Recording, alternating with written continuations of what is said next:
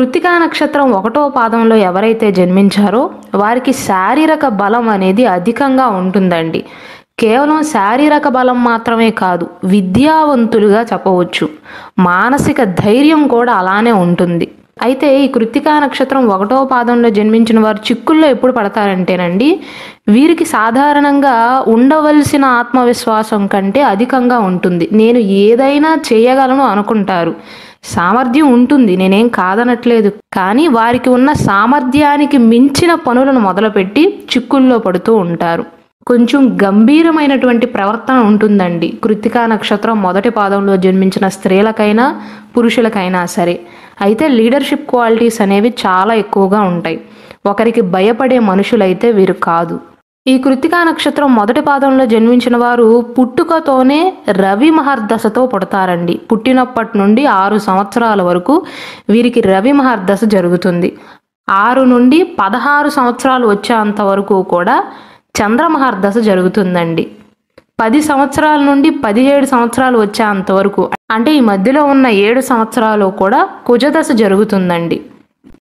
17 సంవత్సరాల నుండి 35 సంవత్సరాలు వచ్చేంత వరకు, అంటే ఈ మధ్యలో ఉన్న 18 సంవత్సరాలు కూడా వీరికి రాహుదశ జరుగుతుంది. కాబట్టి జీవితంలో స్థిరపడటానికి కొంత సమయం పడుతుందండి. 35 సంవత్సరాలు దాటిన తర్వాత నుండి 51 సంవత్సరాలు వచ్చేంత వరకు, ఈ మధ్యలో ఉన్న 16 సంవత్సరాలు వీరికి గురు మహర్దశ జరుగుతుంది. కాబట్టి 16 సంవత్సరాల సమయం అనేది వీరికి చాలా బాగా కలిసి వస్తుంది. జీవితంలో చిన్న చిన్న ఆటంకాలు, చిన్న చిన్న గుణపాఠాలను నేర్చుకోవాల్సి వస్తుందేమో, కానీ ఈ 16 సంవత్సరాల్లోనే అభివృద్ధి ఉంటుందండి. కష్టపడి పనిచేస్తారు, బాగా సంపాదిస్తారు, వారి పైన ఉన్న బాధ్యతలను ఒక్కొక్కటిగా తగ్గించుకుంటారు. కాబట్టి ఈ 16 సంవత్సరాల కాలం అనేది వీరికి మంచి కాలంగా చెప్పవచ్చు. 51 సంవత్సరాల నుండి 70 సంవత్సరాలు వచ్చేంత వరకు కూడా వీరికి శని మహర్దశ జరుగుతుందండి.